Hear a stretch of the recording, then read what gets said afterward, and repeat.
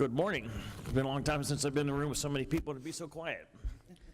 I'm Kerry Benninghoff. I live up in the State College area. I chair the House Policy Committee. We're honored that you take your time to be with us here this morning. We want to take a moment to thank Jonathan Fritz and Representative Mike Pfeiffer for hosting us here today. We are also joined by Senator Lisa Baker, and I think maybe Senator Yaw might be joining us as well. There are times where our two chambers do work together. Yesterday we had a hearing up in the Monroe area and actually had Republicans and Democrats working together on a hearing issue as well. So despite what you might hear in the news, we try to work together. We've come here collectively to see what we can do to improve job climates and job growth here in Pennsylvania. Policy Committee has been throughout Pennsylvania on 3 other types of hearings to try to hear from constituents, hear from business leaders, economic developers of what Pennsylvania is doing well, what we could be doing better, and make us more competitive, make our state strong. You know, we're the Keystone State for a reason when we want to get it back to that. And sometimes our own regulations or regulations by the federal government upon us can have a detrimental effect to that. Without further ado, I'm going to turn the microphone over to our host, Representative John Fritz, and I want to thank you as constituents for sending both he and Michael down to share in the legislature. They're great, strong voices, and we're honored to have them. Chairman Benninghoff, thank you. Thank you very much. And it is a wonderful sight to look out here and see all of you. Thank you so much for taking time out of your day. It is in the spirit of sincere gratitude that I acknowledge Barb Korteling and Camp Lador for being the most gracious and accommodating hosts. We have a strong coalition. This is wonderful. As I look to my left and I look to my right, we have a strong coalition of colleagues present. So colleagues, thank you. Senator Baker, thank you very, very much. And to you folks, the constituents and taxpayers that took time out of your day to join us, you are, again, a wonderful sight, and I truly appreciate your being here. Chairman Benninghoff, you and your staff are top flight, and this event came together in the smoothest manner. For that, thank you.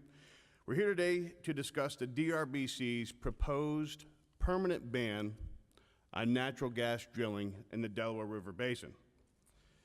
And it is noteworthy, folks, it is noteworthy that there are a few testifiers absent, namely the Governor's Office, DEP, and DRBC. Those 3 individuals and agencies were invited to be here, and they declined. I look forward to testimony in the aim of creating awareness and dispelling any myths and untruths. And for the sake of background, I'll speak to the Delaware River Basin, which is 14,000 square miles. There are other basins within the Commonwealth. We have the Great Lakes Basin, we have the Potomac River Basin, we have the Susquehanna River Basin, and as well the Ohio River Basin. Across the Commonwealth, folks, landowners are prospering from the natural gas industry, farms are being saved and reinvigorated, and small towns are back to work. PA has the most rigorous oil and gas laws in the nation, and I believe that we can protect our environment and develop this resource responsibly. Our landowners in the Northeast deserve the same opportunity. So again, thank you very much for being here, and I hope everyone finds the testimony to be fulfilling and create awareness. Thank you. Chairman Benninghoff. Good morning. It's great to see everyone here. I just want to thank Chairman Benninghoff for being here and a number of our colleagues that made the trip here today. They give us a lot of support on this resolution last week or so, and it's important that they get to hear from some of the people today. We have a great group of testifiers, and it should be it's just a great opportunity where we can basically talk about some of the issues that we face here. So, Chairman, thank you for making the trip. Chairman Benninghoff is, when I first met him about 12, 15 years ago, we were studying the flooding of the Delaware River. We were down in Monroe County, and I met this gentleman who got off the bus, and he shook my hand, and he said, I'm glad you're going to be a part of, coming to Harrisburg. And he goes, I don't know, but he said, I don't think I'd build my house in this floodplain to begin with. But he's a great chairman. He speaks his mind, and that's why we respect him so much. So again, thank you for making the trip, and as well to my colleagues. A couple housekeeping things before we start. If you have cell phones, please put them on vibrate. That interrupts. We are being videotaped. This is provided so that our members can review that we're not able to join us here, and also you, the public. This will be made available to you. I think Representative Fritz outlined things very well. We try to have a very strong, balanced hearings for the testifiers, and we are saddened that some of those that were invited to be part of this and be part of the dialogue in an open, transparent manner chose not to be here. Last, if I would, I'm going to ask the members from my right to my left to just introduce themselves and where they're from, give you a little bit better geographic outline from where they're from. Then we'll start with our first panel. Thank you, Mr. Chairman. I'm Stephen Bloom, State Representative from Cumberland County. Hi, good morning. Brian Cutler from the 100th Legislative District, which is southern Lancaster County. I also serve as the whip for the Republican Party and have the privilege of having Representatives Fritz and Pfeiffer both as deputy whips. So thank you very much for sending them to work with us. Hi, good morning. Representative Aaron Carver, 120th District in Luzerne County. Good morning, State Senator Lisa Baker of the 20th District, which includes Luzerne, Wyoming, Susquehanna, Wayne, and Pike counties.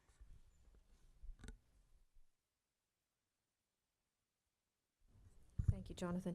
Dawn Oberlander. I represent parts of Armstrong County, Forest County, Clarion County, in the northwest of Pennsylvania. I'm a member of our leadership team as caucus secretary, and I am the co-chair of the Gas and Oil Caucus. Will Tallman, I represent parts of Adams and Cumberland counties. Good morning, everyone. Representative Dan Mel from the 91st District. I represent part of Adams County. It's easier if I just say home of Gettysburg. Thank you for allowing me to be here. Again, Chairman Benninghoff, I can't let that go. Home of the Nittany Lions, Penn State, and Miller State, so rock on. And last week's loss was just an illusion. We didn't really lose.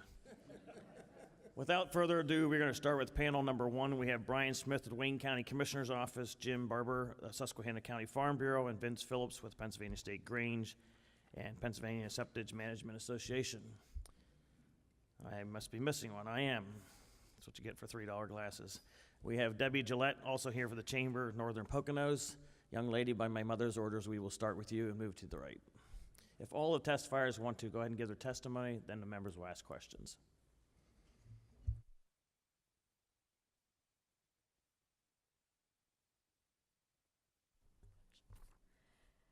Good morning, Chairman Benninghoff and honorable committee members and Senator Lisa Baker.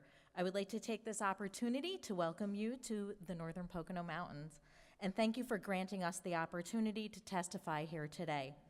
My name is Debbie Gillette, and I am the Executive Director of the Chamber of the Northern Poconos. We are the Chamber of Commerce that represents almost 600 businesses and organizations within Wayne and Pike counties. Our mission is to promote business, enhance economic and community development, and serve as a catalyst for improving the overall quality of life in the Northern Pocono Mountains. The Chamber of the Northern Poconos supports responsible economic development and the right of landowners to utilize their property. We support the property owners in Wayne and Pike counties and throughout the Commonwealth for the right to develop their land. We're not here today to debate the pros and cons of natural gas development. We are here to express the concerns that the Chamber has for the landowners and business owners in Wayne and Pike counties and for our entire membership. The Delaware River Basin Commission adopted a resolution on September 13th, 2017 to prepare and publish a set of draft regulations to address natural gas development activities within the basin. Wayne and Pike counties are within the Delaware River Basin, which is comprised of 14,119 square miles throughout 5 states. Governor Wolf cast our Commonwealth's vote in favor of the resolution that will prevent Wayne and Pike counties from economic growth and prosperity. Governor Wolf voted to restrict the rights of our landowners.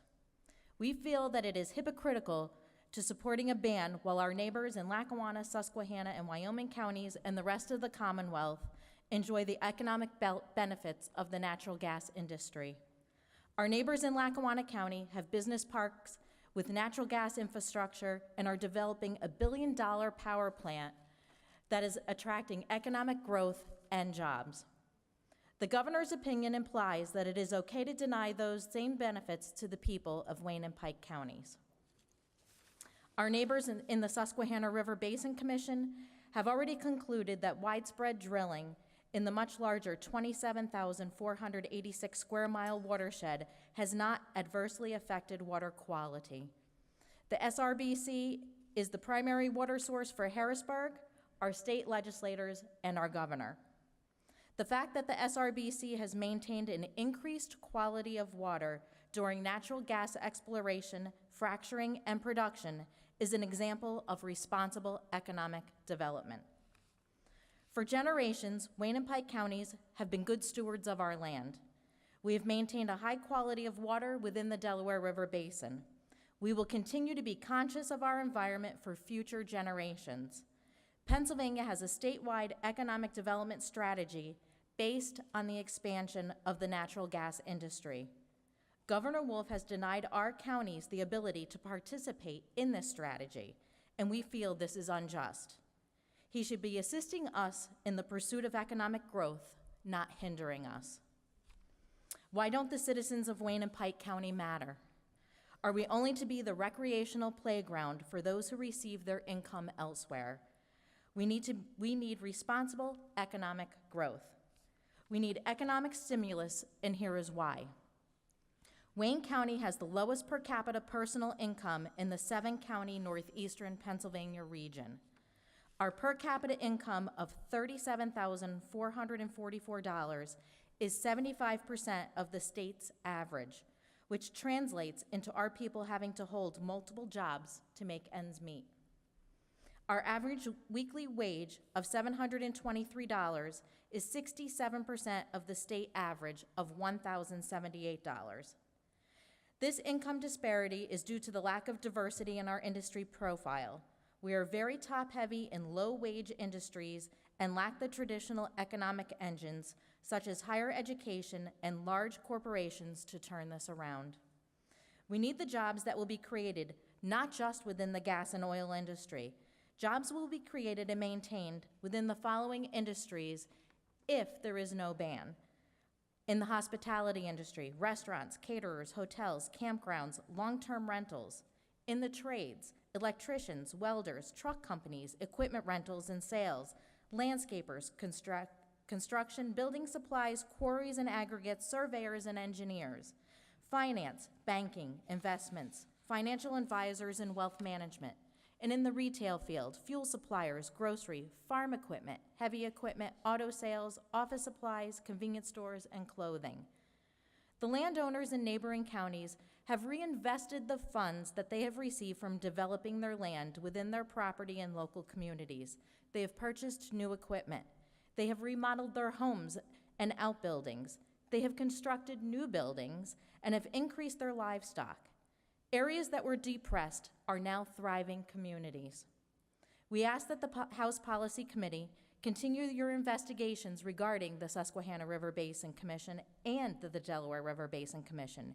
We urge you to work with the state legislator within all parties and prove to the citizens of the Northern Pocono Mountains that our voices will be heard and that we matter.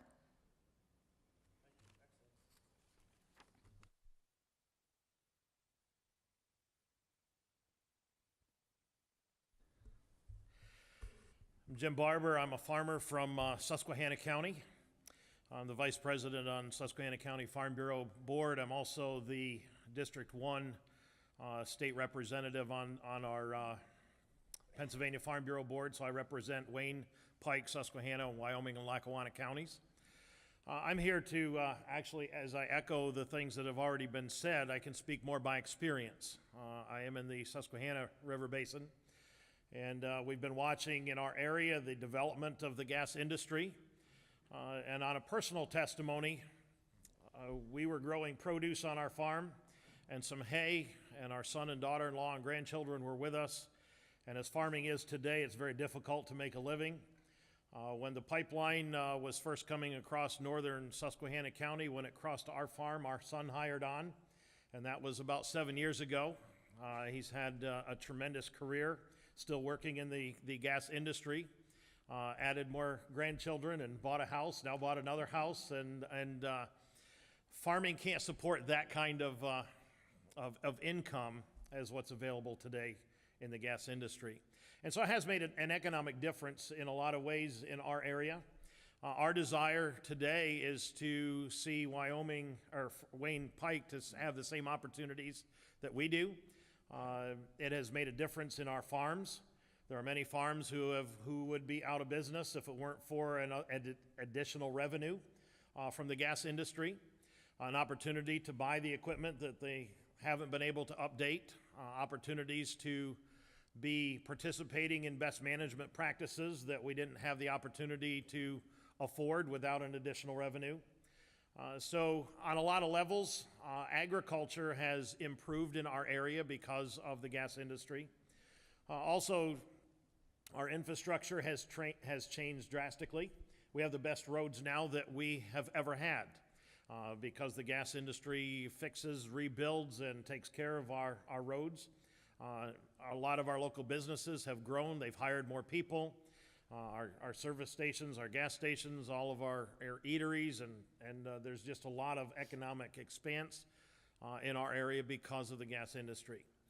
As far as our environment goes, I've participated personally on our properties in a lot of the expanse. We have pipeline across our property. We have a compressor station on our property. Doesn't bother anybody. We haven't had any incidences. Everything is fine. Our water is good.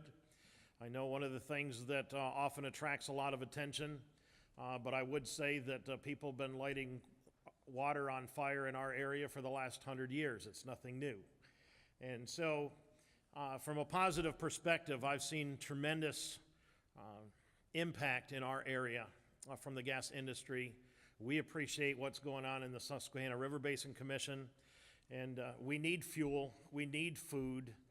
This is an opportunity to help the farmer provide the food and provide the fuel that we need for our country. And so my desire is to help support the farmers, who are largely the landowners that are of greatest impact in Wayne Pike counties, and to see that they have the same opportunity that we do to make a difference. So thank you for being here. Thank you for the opportunity.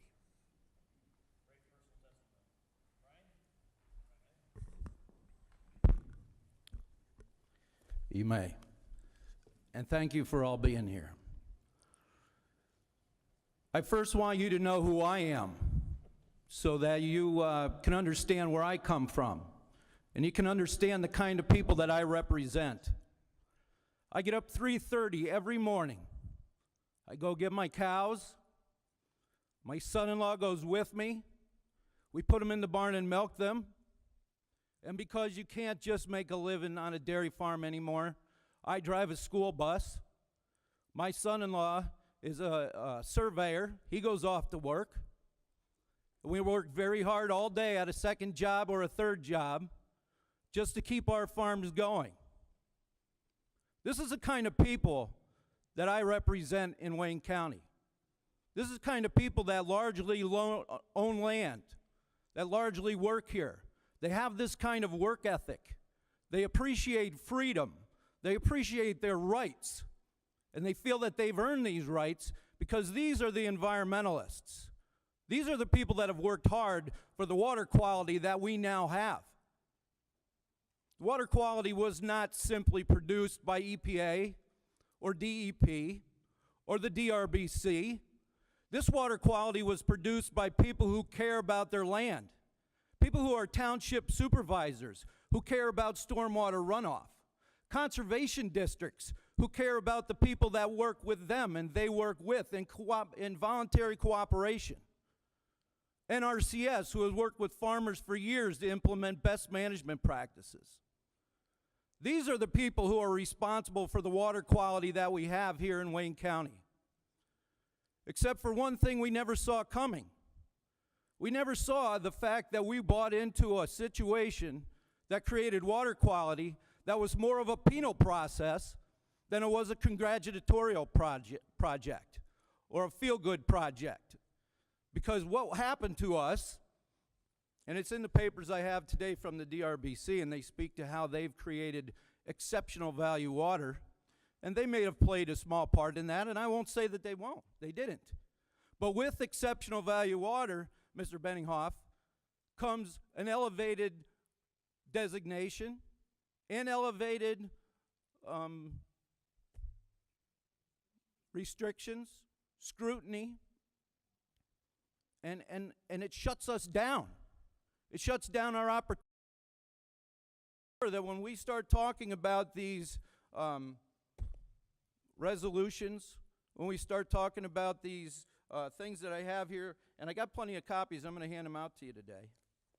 We start talking about regulations of gas that's being developed by the Drbc, we're going to be told you're in an exceptional value watershed. We've been told this already. Well, we created this watershed. Not just me and the people who sit behind me that I represent. Me and the people who work hard in this country, who work hard in this county, and work hard to feed our families. And there was a great Spanish philosopher that once said, those who cannot remember history are condemned to relive it. And what I speak about now is freedom. Freedom to own property. Freedom to be productive. Freedom to work hard. Freedom to put forth your ambitions and do better for your family. Freedom to have rights on your property, to do with that property what you want to do after you purchase it.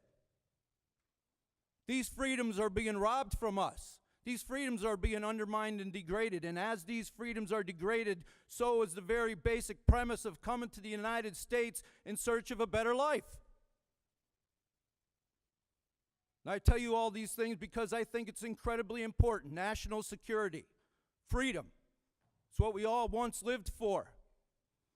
And I would hate to see us forget that history lesson and watch our children someday have to pick up arms and fight once again a revolution to fight for their freedom and have the freedom that we once had. It is better to maintain that freedom. It is better to retain that freedom, to ever have to fight for it again. And that's why I'm testifying here today.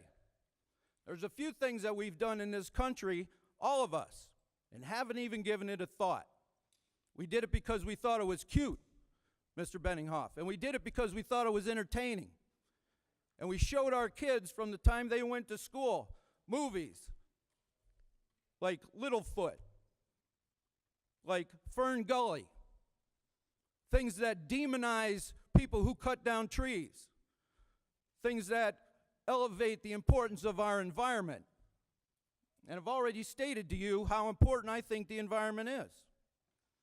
Our milk, Jim and my milk, is about 98% water. We have to have clean water. We have to have good water. But we have to have mommy and daddy able to make a living and raise our families and send our kids to college and move forward in this country. A little history lesson of Wayne County is, at one point in time, there are pictures in our museums where all the trees are cut down. You could see bare countryside everywhere because people in the cities needed to stay warm. They needed firewood. So we cut down trees and we sent it to the cities, not just to build the cities, but to heat them. When they ran out of wood, we mined coal out of the mountains. We built a canal in 1829 that went from Roundout all the way to Wayne County. We loaded it with coal. Coal put this country as an energy source on the map, made us a superpower, made us important in the world. Those are the things that we're talking about today when we talk about energy. This energy source is something that's clean. This energy source is something that can take us forward and provide opportunity and jobs. And good things will come from this. Many people, when they think about oil, think that oil is dirty. Well, I just recently this summer went to Titusville and I learned a few things about oil. First of all, crude oil, you can drink it. Most people don't know that. The Indians consumed it to help their bowels. They rubbed it on their skin to keep the mosquitoes off of them. The Indians are the ones that invented crude oil and found it and used to soak it up in cloths off the top of the water because that's where they found it, on the top of the water. They would then wring the cloths out.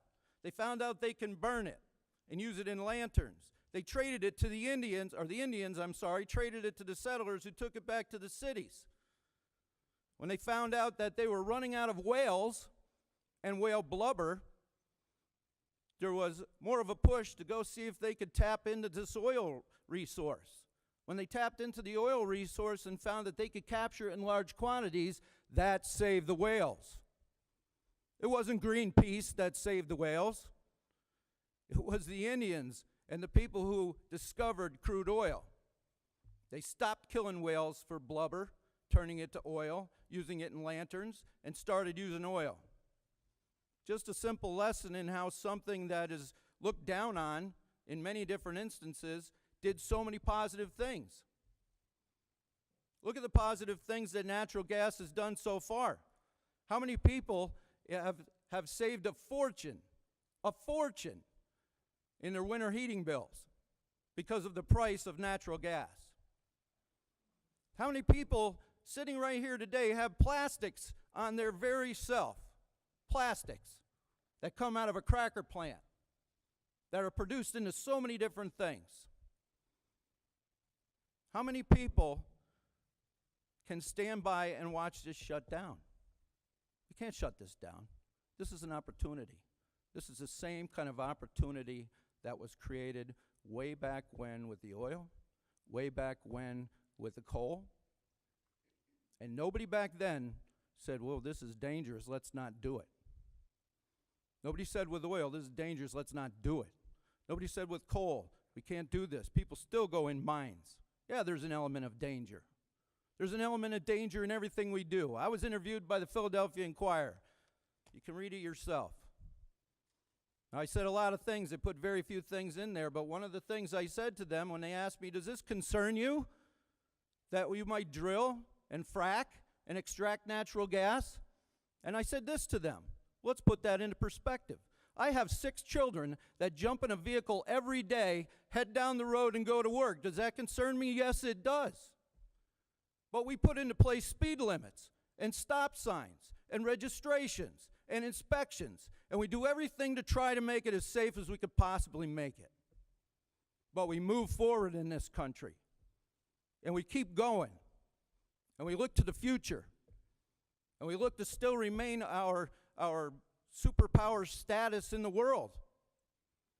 And we have an opportunity with natural gas to continue to do that now. So I say this. Let's talk head on about safety. Let's talk head on about what it means to have a safe, responsible power source when you start looking at natural gas conversion to electric. Compare that to the nuclear power plants. Look at Chernobyl's. Look at Japan. But yeah, we can stand by and say natural gas is too dangerous to drill. Fracking is dangerous. When you look at a nuclear power plant sitting in Oswego, New York, on one of the largest freshwater bodies in the world, and think that maybe that could be safer if that was an electric generation plant fired by natural gas. 3 Mile Island, that almost had a problem once before. And look at the populated areas around there. And again, related back to Chernobyl's, acres and acres, hundreds of acres of land, thousands of people displaced because of dangerous power. But yet we look to somehow shut down natural gas? Why? What are we thinking? Those who forget history are condemned to relive it. We have to move forward in this country. We have to have a balance. When we're teaching our young children how important the environment is, we need to also be teaching them that we need jobs, we need industry, we need to be important in the world, we need to be productive, we need to have ambition, we need to work. And to work means success.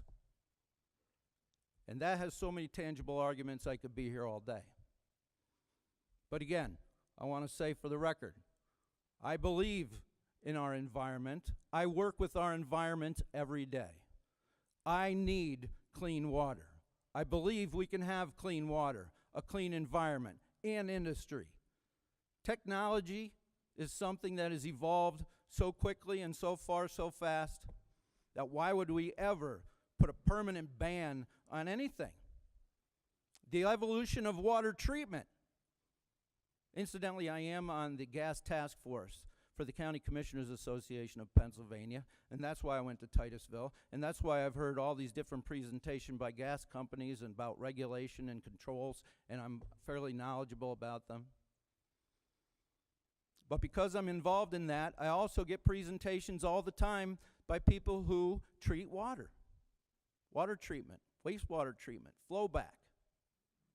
All of this has evolved so far, so fast, and in a positive way. Why would we ever put a ban on something? We can all remember what it was like when we were children, and we were all asked to shut off our phones. You know, this is Dick Tracy shit, right? Nobody ever thought it would happen. But we've evolved so far, so fast, we can't ever ban things in this country, particularly when it has so many positives attached to it. So I do have for you today copies of the Drbc's paper that they put out on natural gas development background information. This was a Drbc news release, September 13th, 2017. They talk about why they're involved, so you'll have a copy of that. I also have a copy of a September 11th, 2017 announcement, and it talks about the resolution that they're gonna vote on the 13th. That was passed. I also have copies of the resolution for the minutes, so you know what the resolution actually says. And I have a copy of frequently asked questions that is published on the Drbc worksheet and on their website. And in these resolutions, where they talk about developing natural gas regulations, it does say, now therefore be it resolved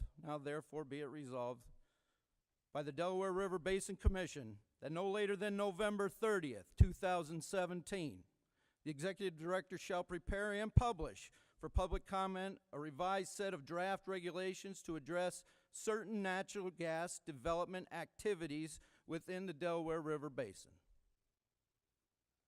So let's hope that happens.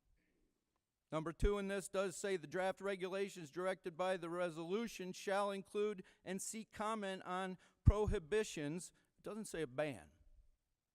It says prohibitions related to the production of natural gas utilizing horizontal drilling and hydraulic fracturing within the basin. It goes on to talk about more things. Provisions for ensuring the safe and protective storage, treatment, disposal, and or discharge of wastewater within the basin associated with horizontal drilling and hydraulic fracturing for the production of natural gas where permitted. That suggests to me that we all need to stay tuned, that we all need to stay engaged, that we all need to develop meaningful comment and meaningful commentary. Because maybe this isn't a ban. Maybe this is something that is just going to be balanced. I hope so. I hope I don't have false hopes. But I would also maintain that after this becomes regulations, there's a downside. There'll be a vote. And they'll vote the regulations in or they'll vote them down. So again, we need to stay tuned. We need to stay engaged. We need to have meaningful comment. We need to be aware, we need to be educated, and we need to stay up to speed on what's going on. In the frequently asked questions, this is where I'm going to end it. It does say here on the 3rd page, and you'll all have copies of this, the public is asked not to prejudge the proposed rules before their publication. So I'm trying not to judge the rules before their publication. But I am saying that I appreciate the opportunity to testify today. I am saying that please try to appreciate the people in this country who still hold fast to the values of hard work, the values of family, the values of moving forward, prosperity. And please keep in mind that what this gentleman is true, said is true. Our farms cannot simply survive today on the price that we get for milk. Their farm's doing pretty good. Our farm is suffering. I have next generations, and this bothers me, I'm sorry. I have next generation farmers on my farm who want to continue farming, who can't afford to do it. Can't. So they're working 2 other jobs to keep going. This is an opportunity for agriculture today. The average age of our farmers are in the 60s now. No farmers, no food. No food, no national security. Anybody with a military mind knows if you can't feed your population, you've compromised your national security, and you can lose your homes. Thank you for being here today. This is an important topic, and I appreciate your attention.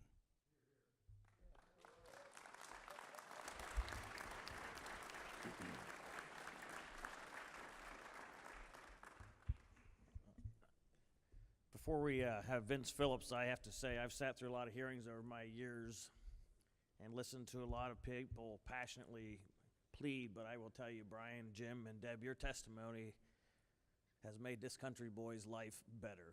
Just sitting here listening, I look across this crowd and I see what I hear when I listen to audiobooks about post-World War II individuals I hear, and I see what I listen to when I see John Adams and Jefferson, those guys who came to a country and just wanted a better life. You know, in life in general, it is a small group that affects change, but I will tell you, there's a small, loud group who wants to put this industry completely out of business. They work diligently day in and day out to just squash the natural gas industry, to put a severance tax on because they think that they're owed something. I'll close these comments in reminding myself that it is the farmers, the hunters, and the fishermen who were and always have been the greatest naturalists and the greatest environmentalists and the protectors of the land. And I think your testimony reminding us consumers who don't even understand where the products we consume every day come from. Everything we use in our life is either grown by a farmer or mined out of the ground, period. Let's continue on with our testimony, but I want you to know that you have improved my life just sitting here listening to your words, and I thank you for that. Vince, tough act to follow, but good luck. Good morning. Now that I know that your day has been made, what could I possibly say that would darken your day? That you're from Harrisburg and you're here to help us. Well, shucks, it's the least I could do. Yeah. Well, good morning, everyone. Mr. Chairman, Representative, Senator, I'm very glad that you held this hearing. I think it's very, very important. For the record, my name is Vince Phillips. I'm a registered lobbyist. I'm speaking today on behalf of two organizations. One is the Pennsylvania State Grange. The Grange was founded in 1873 to be an advocate for farmers and other rural residents. There are 61 local Grange chapters in the Delaware Valley Basin. So you can see there's a lot of impact on the members of that association. The second association is the Pennsylvania Septic Management Association. Those are the folks that deal with on-lot septic systems, but they also do other things too. For example, transporting waste from municipalities, all of which are border the Delaware River and its tributaries. They also engage in responsible application of biosolids, which of course helps not only the agricultural community, but also provides a financial boon to municipalities that otherwise would have to find a more expensive way of disposing their waste. So those are the two groups that I'm representing today. Now, I have to tell you, we're very, very concerned about what the Delaware River Basin Commission has done. It's our view that they overstepped their bounds to do things that they really should not have done. Now, what I'm going to do is just talk briefly about the economic impact.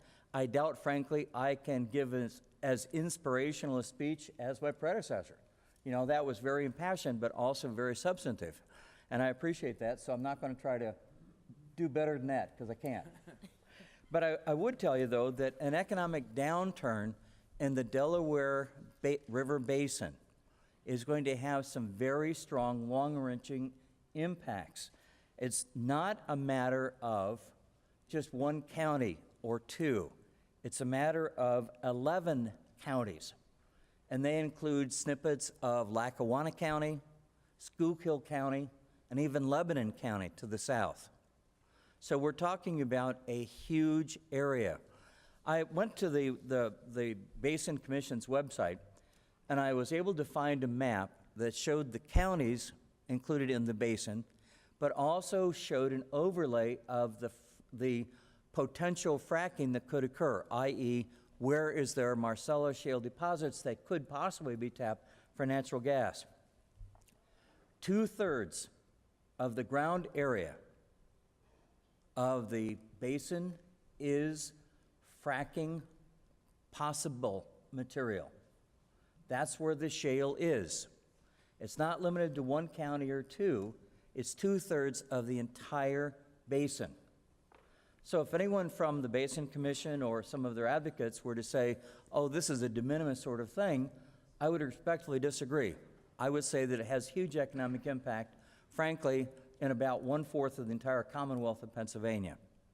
Now, others before me, and I apologize for coming late so I didn't get to hear it, but others doubtless talked about the economic impact of Marcellus Shale and what that means in terms of jobs, and not just direct jobs, but also the spin-off jobs that kind of feed into that industry. They probably also talked about the impact fees and the financial contribution made by natural gas development to the infrastructure of municipalities and counties. Can't say that they did, but I'm assuming that they did. And Debbie just nodded her head, so I guess I got it right on that one. But I would tell you that there's a huge impact here in this basin for economic development. If fracking is allowed to proceed, independent of what the Delaware River Basin Commission wants, you can see a real resurgence in this part of the state that other parts of the state have already seen. And that helps Main Street, as well as helping energy companies, as well as helping the taxpayers. I would suggest to you that the authority spoken by the Delaware River Basin Commission, the authority is not on sound footing.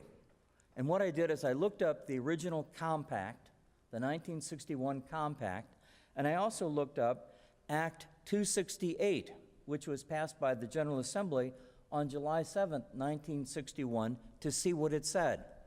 And yeah, there's rhetoric in there that basically says that the commission has a lot of authority, but there are other sections that seem to be ignored by the commission. For example, Article 1, 1.3, Purpose and Findings says the purpose of this compact are to promote interstate comity to remove causes of present and future controversy. Well, I have to tell you, this is not the way to go about achieving comity or reducing future controversy. As cooperative planning? Anyone? No, what I see is an arbitrary exercise by an unelected body. That's what I see. Now, I will tell you that some would say that I'm playing semantic games. So and I would say that, of course, that it violates the spirit of the Interstate Compact. But semantics aside, digging a little bit deeper, there is another section, Article 5, Pollution Control. Nothing in this compact shall be construed to repeal, modify, or qualify the authority of any signatory party to enact legislation or enforce any additional concerns and restrictions to lessen or prevent pollution of waters within its jurisdiction. To me, what this says is that there's a role for the Pennsylvania General Assembly. Now, I don't know what it says to you, but that message comes to me very loudly, very clearly. And it says there are limits to the authority that the commission has tried to take on for itself. Now, what's my backup of that? The backup is Act 13. Act 13, as you know, set forth the regulatory framework for natural gas development in Pennsylvania. And everything's in there. And of course, many of you were there when it was passed, so you know better than I do what's in there. But everything is there. Like Prego, it's in there. Mandatory setbacks to protect the environment, bond requirements, and all kinds of other restrictions, inspections by DEP, and of course, coverage under some of the federal statutes as well. Very well regulated. Now, of course, some may say DEP is not doing its job, but I think that becomes an administrative issue as to oversight on DEP, as to if it's not doing its job, perhaps legislative oversight could help it figure out how to do its job a little bit better. But that's a separate issue. When you read the language says that other entities, such as the General Assembly, have authority. Now, interestingly enough, what I did, I have to tell you, this was tough to do this. I read all of Act 13. God help me. What I was looking for was language exempting the Delaware River Basin Commission or the Delaware River Basin. And you know what? It's not in there. It's not in there. Instead, what's in there is the appendix to Title 58, Oil and Gas Supplementary Provisions of Amendatory Statutes, blah, blah, blah, blah, blah, blah, blah. You know all the citations. Application of law. The addition of 58 PACS Chapter 23 shall apply to all oil and gas deposits and oil and gas development activities and operations subject to the jurisdiction of the Commonwealth. Doesn't it sound kind of as if the General Assembly of Pennsylvania has authority over this? Again, that's what it sounds like to me. Now, going into Act 268. Now, that's language taken from the compact. But the Act of 268 of 1961, there's Section 7.4 talking about water management and says, cooperative planning and operation, the Commission shall cooperate with the appropriate agencies of the signatory parties and with other public and private agencies in the planning and effectuation of a coordinated program. And it says that the Commission shall not operate any project or facility unless it is first found and determined that no other suitable unit or agency is available. So what I'm saying is, even if the Basin Commission somehow is recognized as having that authority, there are other state entities in Pennsylvania that are equipped to do the job, such as DEP, as I mentioned. In other words, I say to the Basin Commission, please do not usurp the legitimate authority of state regulatory agencies as well as trying to usurp the authority of the Pennsylvania General Assembly. To me, that doesn't wash. Now, what's the conclusion? And this is where it gets, in my opinion, very sad. So I'm sorry to wreck your day, and I hope you won't be crying after I'm through with you. But I have to tell you that the saddest part of this whole process is that the vote was taken by people who should have recused themselves. New York's governor, no fan of fracking there. And so the governor of New York feels that what's good for New York is what's best for the people of Pennsylvania, irrespective of what the elected members of the General Assembly say. The governor of Delaware, last time I checked, there was no fracking in Delaware. Don't think there ever will be, because there can't be. They only have a slice of the basin. And yet they think what's good for New York, and Delaware presumably, is great for the citizens of Pennsylvania. Again, bypassing you. Now, what about New Jersey? New Jersey abstained.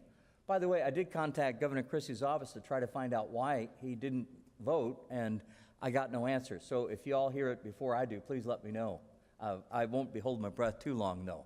And then, of course, there was one no vote, and that was from the federal government. So what about Pennsylvania? Well, one thing I'll say about Pennsylvania's Governor Tom Wolf is that he does keep his campaign promises.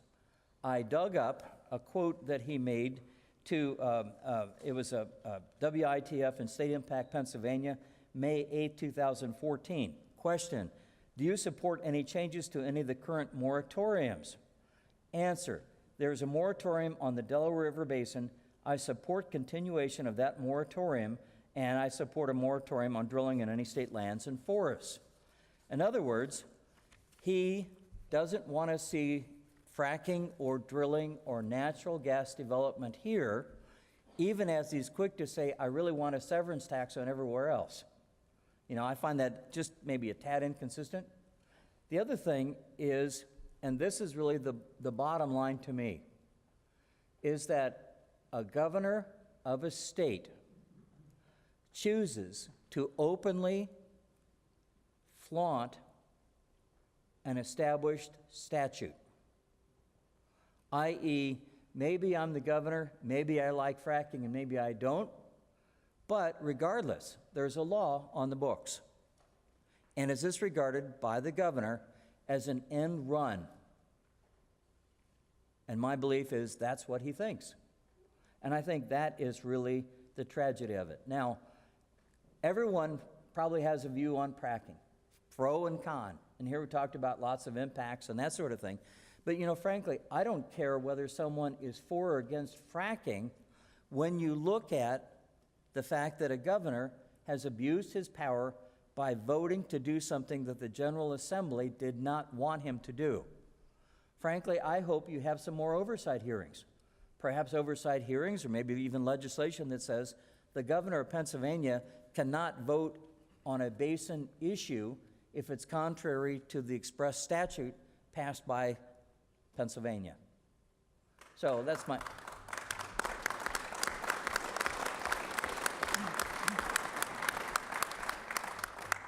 And let the record show that his applause was louder. That does not give you any more minutes to talk.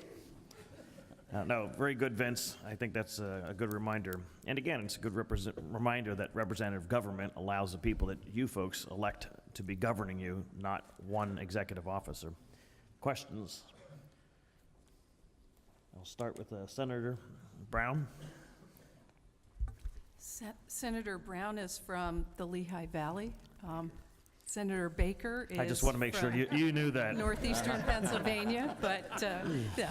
I was on a roll, too. I want to thank everybody for your passionate testimony and for sharing specifically the information. And I'd like to start with Commissioner Smith, if you don't mind. Brian, you have passionately spoken on a number of occasions about the region and the landowners being good stewards of the environment. And you have showed examples, not just with what we're talking about today, but going back to setbacks on septic systems, setbacks on streams and the like. And so I think it's important to put into perspective that nothing that you or anyone has communicated has indicated that you think we should change the high quality exceptional value watershed status. You've indicated that we have to go through a lot of high hurdles to address that for economic development, and that it should be really looked at on a case-by-case basis, that we shouldn't have broad rules statewide, that we should be looking at what does it mean specifically using best management practices. I think that's important for people to hear.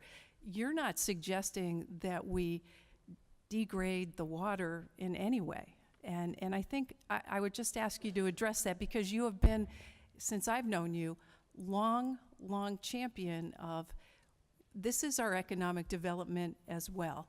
And so can you talk about how you believe we can balance that appropriately at the same time, protecting what we believe here. We're good stewards of the environment, people here in Wayne and Pike counties. Sure, absolutely. And I'll use an illustration that just happened not very long ago at all. In fact, is this summer. We had a family who wanted to put together a brewing company.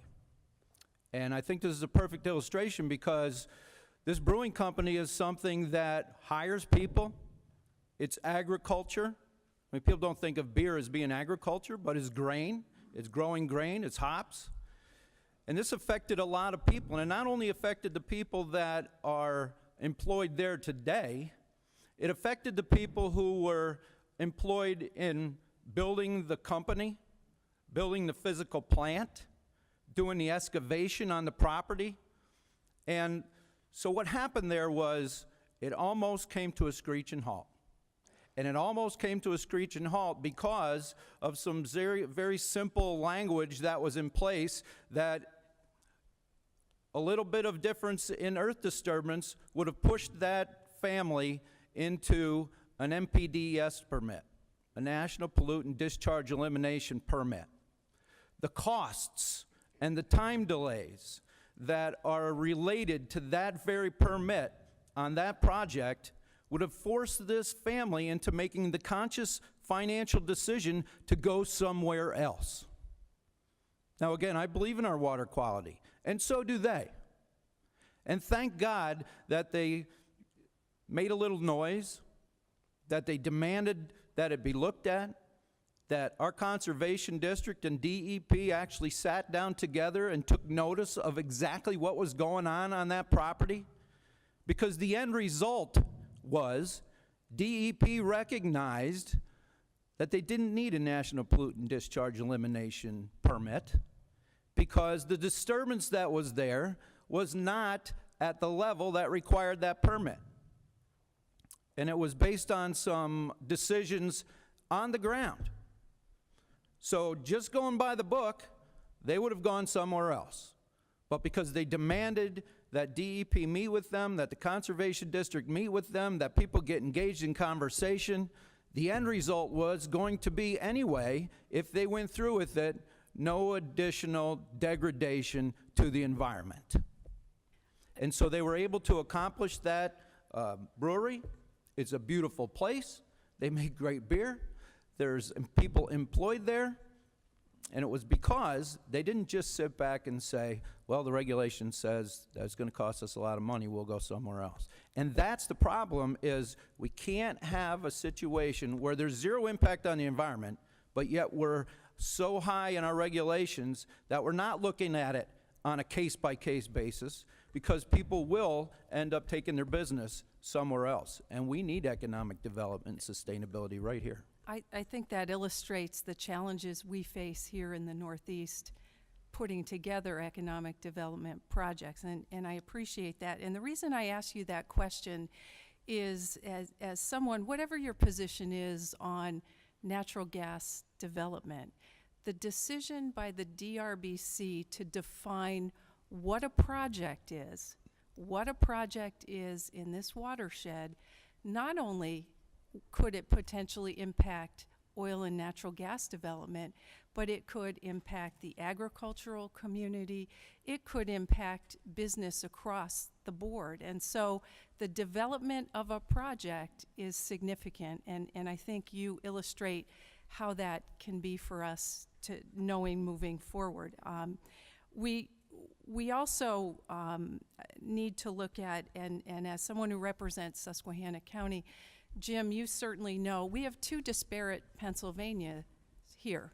One where we say natural gas development can be environmentally done in an appropriate and safe manner over one ridgetop. So if you live in Susquehanna County, you can look at your neighbors in Wayne County.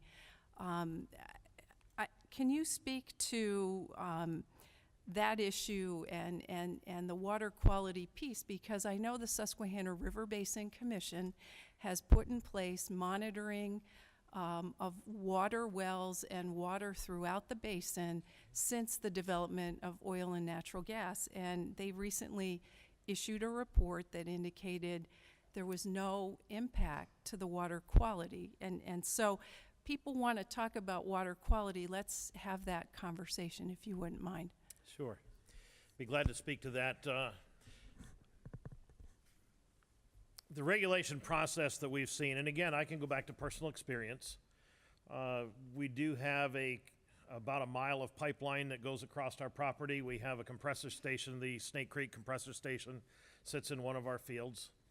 We ended up with that compressor station on our property because the setbacks and the requirements were so stringent that they kept coming down the pipeline to find a place where they could finally find some acreage where it could meet all of those parameters.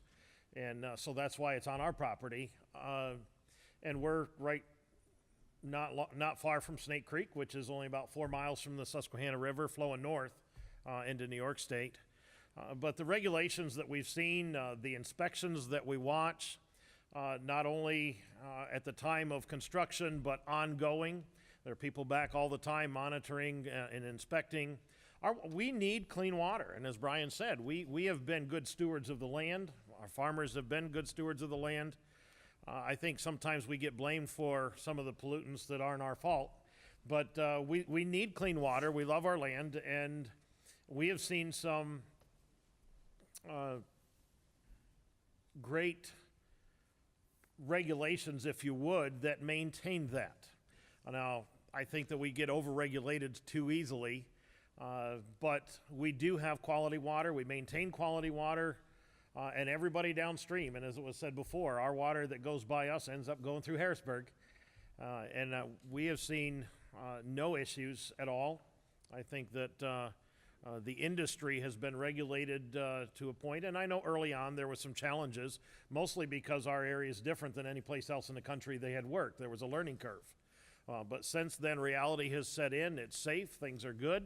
We haven't had issues, and I would look to see it continue that way. And I have no fear at all, but what if you go over that hump and come on this side? The same things would transpire here. The same clean water, the same environmental good practices. In our area, to begin with, there was a lot of fear. There was a lot of emotion until the unknown turned into reality. And the more people saw what really took place and realized what it was and what it wasn't, the emotions kind of went out of it and everything settled down. And we're seeing some real responsibility and some good clean water and good conservation practices. And we have seen no issues at all. And I would like to see that on this side of the hump as well, if you would. As you all are aware, the Wayne County landowners have filed a suit in federal court. And this is my final question. I have believed very strongly that our landowners' property rights are being infringed upon, and that this would be an unconstitutional regulatory taking of their land. And as I said, whatever your position is on the development, these individuals in this compact doesn't give the DRBC, in my judgment, the right to take individuals' property without, and I will say, without, as I looked at the language, that the commission must pay for the taking. So I think, that is a very significant question and concern that needs to be answered, in my mind, for the landowners of northeastern Pennsylvania. Thank you. Thank you to Senator Baker. We have Congressman Bloom, then Representative Mao and Tallman. Thank you, Mr. Chairman. My question is for Jim. And Jim, in addition to serving on the policy committee, I serve on the House Ag and Rural Affairs Committee. So I was very interested in the impact of any policy on farming in Pennsylvania, which is our #1 industry. Can you kind of contrast or specify, I guess is the word I'm looking for, what farmers who are in the regions like Wyoming County where you can actually unlock those energy resources and use those to economically benefit your farm, what actual tangible things do farmers typically do, examples of what you can do, the scope and magnitude of that, versus the farmers in counties where the resources are locked up, where the ban is in place, and the farmers can't do those things that are necessary to their success and their survival in farming? Just put some parameters of actual specifics, equipment, livestock, Sure. Things of that nature. One of the great things that we have seen in Susquehanna County in our area is an additional source of passive revenue. Brian spoke of having the extra jobs, but extra jobs take away from the farm. Extra jobs takes time and energy away. To have the opportunity to be a part of the gas industry and to receive royalties gives you an opportunity to have a check without more investment of time, which gives you more opportunity to spend time on the farm. One of the sad things, and it was already addressed, that our average age of farmers is getting pretty old. In most places, the younger generations have already left the farm because it wasn't economically viable to stay there. And so for those of us who are maturing and are getting tired with farming, and just by virtue of age, it gives us an opportunity to be able to make some choices. Dairy is not a great way to go, but in our area, there's a number of farms that have been able to put on beef herds that they could afford. They've been able to upgrade equipment. A lot of farms that were running 30, 40-year-old equipment now can buy something newer, some newer types of equipment to be involved in best management practices. That's been huge. There are some folks that have been able to stay on the farm because economically they're able to do that. So we've seen some very positive things. There's been some new houses built. There's some new trucks driving around. It does make a difference, but it's a choice is what it really comes down to. People can decide what they want to do, and we have the opportunity to make decisions with the opportunity we have. Not everybody is in favor of the gas industry, but we have in our area, we have the opportunity to say yes or no. We have the opportunity, if we do say yes and it's there, we can decide what we want to do with the revenue that we get. My heart goes out to folks here that don't have the opportunity to choose. Therefore, they don't have the opportunity to decide what to do with the possibilities that's afforded them. Thank you, Jim. Thank you, Mr. Chairman. Thank you. We have 3 other members to ask questions. I'm trying to keep panel. I know you've been here for a while. We'll get to our next panel. I'm actually going to leapfrog, let Representative Fritz, then Mao and Tallman. Thank you, Mr. Chairman. Debbie, how many members do you represent? Currently, we have 578. Okay. And I want to use you as a little bit of a mistest here. When you expressed to your membership that you were going to testify here today and where your position was, inform me where your members, where they were at as far as support versus perhaps people that were critical. We had the majority that were very much in favor of our testimony today. There were a small handful that were against the fracking and natural gas development. But we stressed to them that our concern is the rights of the landowners, and then that is what they should be concerned with as well, to do with their property what they see is best for their families. When you say a small handful, would you be willing to share a number? 2. Okay, thank you. Thank you, Mr. Chairman. Thank you, Representative Fritz. You'd make a good prosecutor. Representative Mao. Thank you, Mr. Chairman. In the interest of time, I'm going to be very brief. I've got one question and one statement. Brian, has your county commissioners ever considered passing a resolution condemning the Drbc for even bringing this thought about of the ban? Hasn't come up. No, may I suggest that?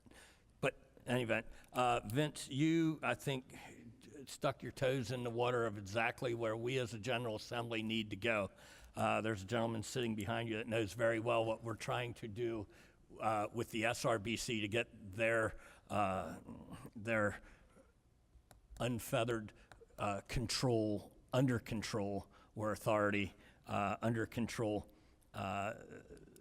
And what we have in both the SRBC and DRBC, it's becoming quite obvious that we have non-elected bureaucrats making decisions for an elected body.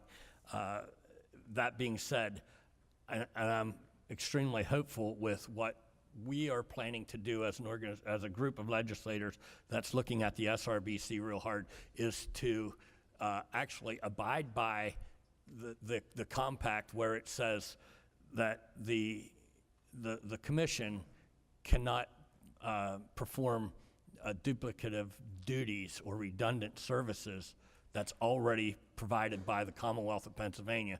So if need be, and I'm hoping that we can get cooperation in the House and Senate to literally, by law, by statute, move these services and decisions to, and God help me, I never thought I'd hear myself saying this, move them to DEP. So I think, I think that would have to be the way to go, because these compacts have overstepped their bounds so much. But I just wanted to get that in there. Thank you, Mr. Chairman. If you wanted to respond to that, Vince. First of all, that was the big news flash of the day. I wanted to say that the thing about the Susquehanna Commission, I was talking to a representative whose district includes that, and she told me that one of the things that really upset her the most was a ski resort that had a pond where they had a fine they had to pay, or a fee they had to pay of $10,000 on the water in this pond that they owned. And I don't know all the legalities connected with that. I'm sure there's a big backstory. But it occurred to me that the problem with these basin commissions, particularly the Delaware River Basin Commission, is that they think they're all about WOTUS, Waters of the United States, the regulation that the Trump administration has been reviewing and pulling back from. I think these folks believe that they still have the ability and authority to do WOTUS here, which means if they regulate all the water and a project is defined as anything they choose to do, they could, in addition to banning fracking, they could say, oh yeah, and we don't like this type of truck that's used to transport XYZ. I guess we'll get rid of them. And oh yeah, we don't want a pipeline going through because of environmental concerns. And oh yeah, we don't want application of biosolids, and we don't want a responsible use of treated waste from municipalities. In other words, it is a real issue of authority. It is, they are the ones who are setting their own rules of behavior, independent of you as the General Assembly. You could get me fired up and I could wax a motive, but I do think that power has got to be reined in. I was very gratified to see that one of the budget bills signed into law reinforced the idea of an independent audit of the finances of the basin commissions. So I'm very glad to see that that's been codified in statute, although if Governor Wolf sees my testimony, he'll say, damn, how'd they let that one get by? But still, though, at least that's a good step in the right direction, because I don't know if this is true or not, but anecdotally, I'm not sure that even though the compact says that there will be independent audits, I'm not aware that there has been one, or at least not one initiated or directed by the Commonwealth of Pennsylvania. They've only ever done their own. Okay. And then we're supposed to take that at face value, but we had put in this language this year that it would be done by the Auditor General. So we took their money and steered it there. But, and I know we're running late, but just you said something that these people probably all have question marks in their head. I'll just clarify it, just to give you an idea. And I don't know if they do it in the DRBC, but the SRBC, what Vince stuck his toe in there was they're about raising money for themselves to grow their compact bigger and more powerful. They're growing a little empire. They're now down to charging people, like businesses like golf courses that pull water out of the ground, out of their wells, ski resorts that pull water out of their wells, put it in their own ponds, use it to make snow. Next on the agenda will be your dairy farms, because you use a lot of water on a dairy farm. They're literally charging them for the amount of water that's coming out of their own well. And then they're charging them evaporation rate on the pond. And to me, it's about raising money. So we've got to get them under control. I just wanted to clarify that. Thank you, Mr. Chairman. Representative Benninghoff, may I have a chance just to respond to what Yes, sir. Representative Mall? You asked me if we, had a resolution condemning the DRBC for their action. We as a Board of Commissioners have worked with the DRBC. When John was there, we've gone and testified down in New Jersey to the DRBC, and we've been in constant communication with them, bringing back upgraded evolutions of water treatment and talking to them about the water treatment. And so, we've never found the wisdom in a resolution to condemn the DRBC, so to speak, but continue to try to keep them educated on the issues that we're educated on, with the hopes, again, not prejudging the regulations, hoping the regulations come out that allow for the production and the drilling and fracking of natural gas. Thank you, Brian. Representative Tallman, and we'll be closed out by Representative Oberlander.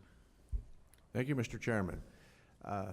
Vince, spot on your comments. And I've seen Dan and I, we're working on, staff back there, by the way, the four of you are going to be developing legislation after this hearing.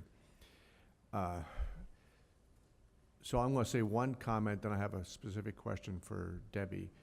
The same environmental folks that you have dealings with, were condemning the fracking in the Pine Creek Valley, polluting the stream.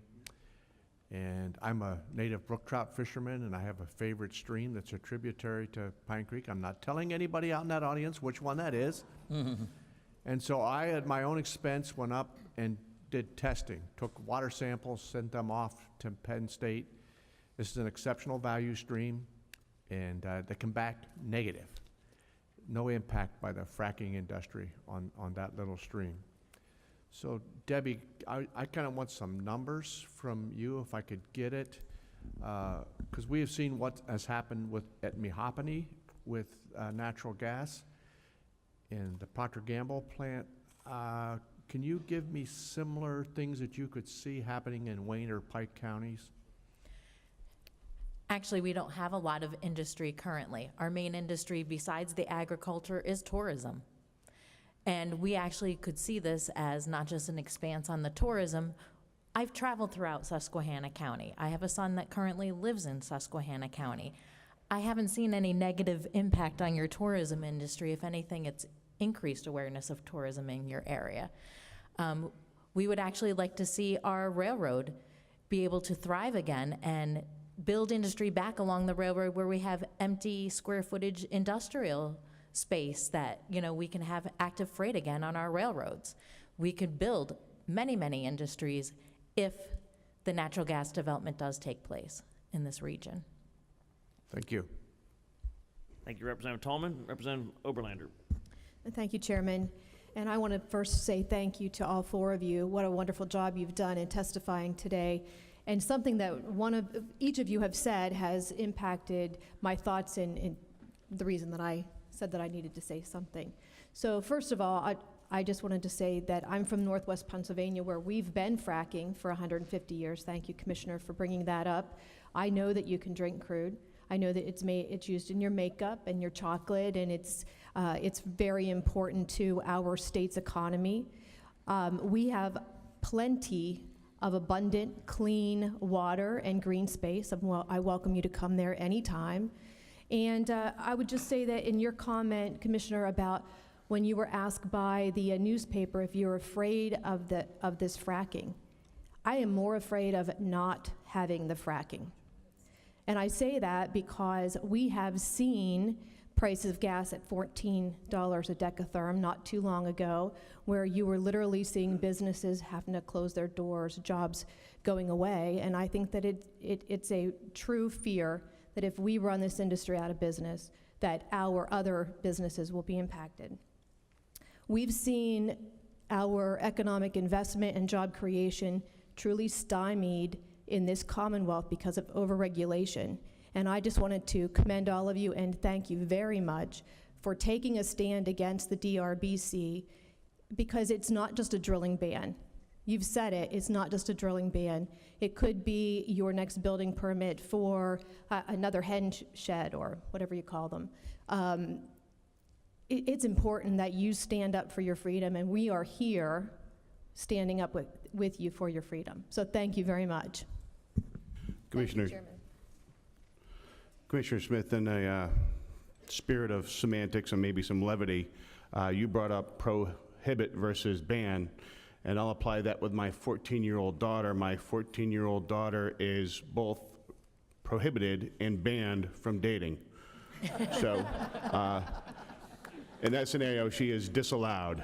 So, just wanted to draw that connection. Thank you for being here. Thank you, all of you.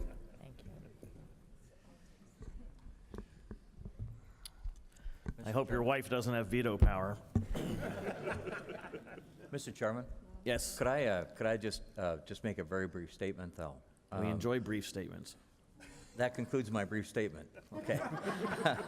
A slightly expanded version of that. Senator, I was particularly intrigued by you talking about property and landowners' rights. And it occurred to me that maybe some legal research should be done on what is property and what is use of property and what is potential use of property. Because if the compact says that land will be seized but justly compensated, it seems to me that preventing an economic use of land also represents a considerable harm to the property owner, and that potential lost should also be compensated. Now, I'm going to let attorneys figure that sort of thing out, but that's kind of what kind of triggered in what you said. The last thing I wanted to say is that in terms of people wanting water quality, you know, it's like, where do members of the Grange live? They live next door. Some are farmers, some are business people, some are retired. How about the Pennsylvania Septic Management Association? I went down the list. There are probably over 100 members of that association doing work in the Delaware River Basin. And you know where they live? They live in the basin. They work in the basin. Their customers live and work in the basin. And so those two entities, the Grange and the septic management people, have a very strong vested interest in keeping water clean and pure. We also have a very strong interest in making sure that nobody abuses their power. And I wanted to make sure that, of course, that point was stressed. But thanks again for holding this. I appreciate it. Very good. Thank you to this panel. Excellent testimony and very enriching and helpful to keep a good balanced perspective to everything. Thank you very much for joining us. Hope you'll stay and listen to the second panel.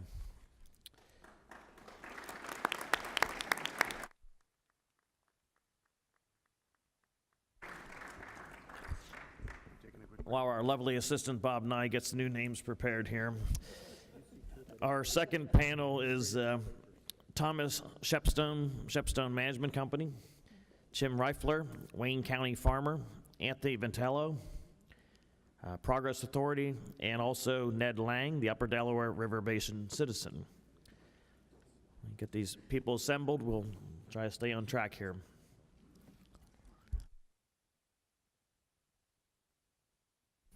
Thank you, Vanna.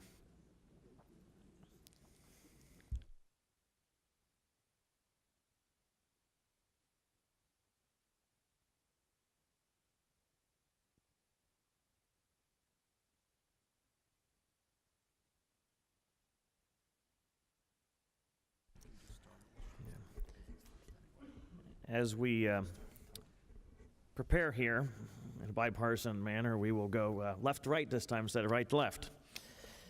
Tom, if you want to start us out, we'll continue through, and hopefully Tim can join us at the time. Thank you.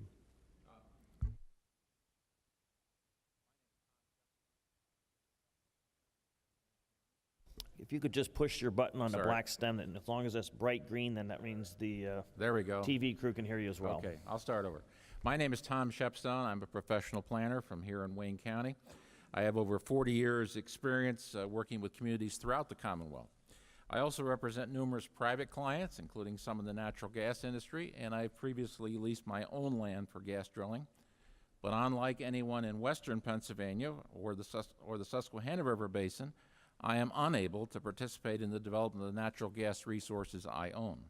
My rights have been stolen, and I repeat that, they've been stolen by the Delaware River Basin Commission and the people to whom they cater, which are not people from Wayne and Pike counties. The DRBC has, over the last 2 decades, been accumulating power to itself over land use and economic development with metastasizing regulations and fees that are rendering state governments, you folks, more and more irrelevant.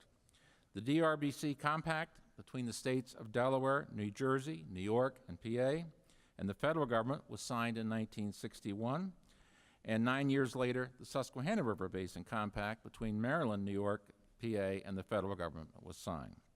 The majority of both commissions, the SRBC and the DRBC, consists of the same 3 agencies: the Army Corps of Engineers for the federal government, the Department of Environmental Conservation for New York State, and the Department of Environmental Protection for Pennsylvania. The respective compacts are also similar in that they are subject to identical reservations. And I'll just briefly quote part of one. Notwithstanding any provision of the Delaware River Basin Compact and the DRBC, the Delaware River Basin Commission shall not undertake any project other than a project for which state-supplied funding only will be used beyond the planning stage until such commission has submitted to the Congress such complete plans and estimates for such project as may be necessary to make an engineering evaluation of such project. And then it goes on to talk about the financing of the project. This language is of particular significance because it illustrates precisely what Congress and the states, including Pennsylvania, had in mind when they created both river basin commissions: water projects. Not land use, but water projects. They were crafted with the intent to pursue joint development of water supplies for drinking, for commercial and industrial uses, that is to say economic development, for electric power, and for recreation. It was anticipated the parties would work together to develop resources to meet the needs of the growing regions with competing demands for water. It was expected the river basin commissions would keep their noses out of state business, your business, while facilitating cooperative development of new and improved projects to supply more water. There's no indication of intent to give the DRBC, or the SRBC for that matter, control over every water resource. If joint funding is not involved, in fact, these river basin commissions are legislatively directed to stay out of the way. They have no authority to pursue such projects. Yet today, they are regulating ever more of our daily lives, and now the DRBC wants to abscond, truly abscond, take, as Lisa said, our mineral rights and regulate anything it wishes, down to the hairs on our head if we take showers. The DRBC has already made itself an empire with $30 million in the bank by charging fees for anything and everything, while also ripping off its member states, your state, our state, for contributions that ought to be reduced to zero. Now the agency is slowly but surely extending its control over land use by suggesting it can require permits for any amount of water use in the DRBC region if it's connected to certain enterprises, such as natural gas development, or even no water use in the case of pipeline development.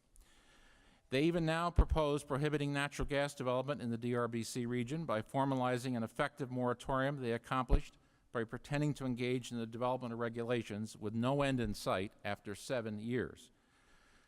The sovereignty of the states themselves, your power, your individual power, your collective power, our sovereignty is at stake as the DRBC grabs more power and establishes itself as overlord over the Commonwealth. Worst of all, it's been done with the acquiescence of 2 states, New York and our own Pennsylvania. Governors Cuomo and Wolf seem only too pleased to surrender their own authority so they don't have to make decisions themselves. Moreover, they've taken the phrase double standards to a whole new plane with the disparate treatment of the DRBC and the SRBC, both of which they effectively control, yet treat totally different. And let me just ad-lib here a little bit that your representative on the DRBC and the SRBC is the same individual, Jennifer Orr. Jennifer Orr speaks for both commissions. How does she justify voting one way on the SRBC, where the water quality is acknowledged, and she has to know that it has no impact, and then vote the other way on the DRBC? The answer is the governor has told her what to do, and she doesn't have the courage to say otherwise. Or perhaps her job's at stake. I probably shouldn't be too personal. But the fact is the governor has told her what to say, and she's doing it like a good soldier. And it's wrong, and it's taking away our rights, and I share in Brian's passion about that issue. How can they do that to us? How can they vote 2 different ways and treat the water you drink as somehow less important than the water that we drink or that New Yorkers drink, and elevate the importance of New Yorkers over us? That's what this is really about. And the corruption that we see in this action by Cuomo and Wolf is to be expected from New York, because everything there, since the days of St. Tammany, is special interest politics. It's the only form they know. But we've been better, in the past at least. And the DC commissioner there is the puppet of those special interests. But we have traditionally operated different in this Commonwealth, and you know that. We've had our ups and downs and our bits of corruption, but overall, our DEP has traditionally been more independent. It has not been subject to governors telling it what decisions to make. And now we've crossed that threshold. Now we have a governor telling a DEP employee who represents 2 different commissions to vote 2 different ways.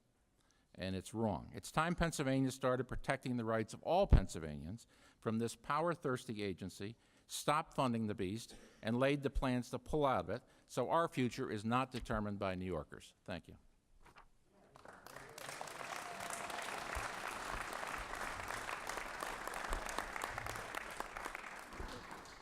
Thank you, Thomas. Anthony, if I may, and Ed, we're just going to go down the line again, let you testify, and then have the members ask questions. Thank you. Proceed as you're comfortable. Good morning, members of the committee. I thank you for the opportunity to present testimony. My name is Anthony Ventello, Executive Director of the Progress Authority. We are a certified economic development agency chartered in Pennsylvania as a general purpose authority, industrial development authority, and industrial development corporation focused by county contract in all of Bradford and Susquehanna counties. We are in our 25th year, and I have been there since the organization's formation. Much like yourselves, we are a group of private business and public officials who actively support investment and employment opportunities. Approximately 9 years ago, natural gas development began in the Susquehanna River Valley. To date, Bradford and Susquehanna counties are the two most drilled upon counties with the highest production of natural gas, comprising 38% of Pennsylvania's total natural gas production. Initially, we strove to educate ourselves by gathering information and traveling to many locations in the U.S. and Canada. We have also hosted numerous visitors from Asia, the Ukraine, Australia, South America, Canada, and Europe. We aggressively pursue the impacts of natural gas development, specifically to understand its relationship to communities, our local government, our environment, education, agriculture, and economic development. Our greatest educator has been the last 9 years of history. I live, work, and raise the family in the Marcellus gas play. I can stand before you as a rural professional, father, and community participant, and enlighten you as to the impacts of natural gas drilling to our community and state. I have prepared and given several testimonies to citizens and legislators such as yourselves. In September of 2016, I had the honor of presenting the United States Congress Committee on Science, Space, and Technology a copy of that PowerPoint in front of you. I am not going to review this presentation at this time today because time today will not allow. However, the positive community and economic development impacts are prolific. I was amazed how uninformed the Congress was with regards to the issues. As a result, much needed infrastructure has been developed in forms of public water, sewer, clean power, broadband development, natural gas distribution, 2 new hospitals, clean self-sufficient cogeneration, combined heat and power, and compressed natural gas public transportation. Specific funds for housing improvements and first-time homeowner programs, recreation, environmental conservation, public safety, and 2 new 911 centers, and the development funds that as of this month includes a new nonprofit revolving loan program. We are now seeing jobs and investment with value-added vertical integration of natural gas for power generation, CNG, compressed natural gas, liquefied natural gas, and gas to liquids. This demands huge investment. Pennsylvania's future lies with focusing on value-added natural gas as not to treat this resource like a third world country by completely exporting this valuable resource. We must maximize its full potential in our state. We need to develop a statewide energy policy to embrace and target its development and use. Like milk and timber, let's make cheese and hardwood cabinets before it leaves our state. A moratorium will not promote this prosperity. Just as a side note, somebody did mention something about railroad, which I completely forgot about. Railroad has been thriving. We've seen 47 miles of railroad completely replaced. We've gone from 1,200 cars to 10,000 cars a year, both in Bradford and Susquehanna counties. And we're seeing the fourth of 3 existing transloading facilities being created in the area. And obviously, it helps with truck reduction and the movement of what is heavy materials. The confusing aspect of the Marcellus Shale region is that it is geographically defined. This limits the practical knowledge of many of our state residents, unlike states that have decades of experience. I contend that in order to fully understand and embrace the industry, one must truly recognize the geographic differences and not the similarities of other Pennsylvania shale gas development areas, non-Pennsylvania, excuse me. Amazingly, we are seeing that agriculture in our region is on the rise. Recent data from Penn State Agricultural Extension and the USDA show our agricultural production stable and rising. 2001 to 2008, dairy cow numbers were declining. The same time natural gas development arrived. Natural gas has provided income to farmers to reinvest in the farm, purchase new equipment, building improvements, pursue new markets, diversify, and acquire additional land. Bradford County and Susquehanna County are among the top 10, and one of the top 2 in dairy producers with large farms and the other 9 have no gas wells. That's in the southeast part of the state. Increase in corn, soybean, beef, swine, poultry, egg production, and niche farming like maple syrup and orchards, etc., are being experienced. The future of agriculture is bright for our region with land abundant water resources, existing farm services, and proximity to market. This is God-given, just like the proximity of the Marcellus Shale to service the eastern megalopolis of the United States. As previously said, people need food and energy. As county planner prior to my current position for 11 years, now I'm showing my age, I contend that natural gas has been a complementary land use, has kept land in large parcels, which is conducive to agriculture and wildlife, which maintains a rural style of life. It also has enhanced tourism. As a sportsman, I can attest that the river fishing on the Susquehanna is great with abundant smallmouth walleye and other species. Deer and small game hunting is fantastic, as Bradford and Susquehanna counties still are top harvest counties. And I must commend those that are here today, because there's a lot of rut activity going on in this county right now. While maintaining the most gas wells, I appreciate, my greatest fear is that a moratorium was to permanently ban natural gas development in the Delaware River Basin. That economic prosperity and its benefits to rural Pennsylvania would be stripped from this region, and that attempts will be made to enact moratoriums in other uninhibited river basins and watersheds experience the positive impacts of natural gas development. I believe our greatest opportunity is beneath us to balance Pennsylvania both as a leader in opportunities for business development in concert with a very high quality of life. I thank you for the opportunity to present this testimony and will be available for any questions. Thank you, Mr. Vintello. Chairman Benninghoff had to step aside for a moment, so we're going to go to our next testifier, Mr. Ned Lang, and then we'll have questions at the end. Good morning, and thank you for allowing us to come before you and speak.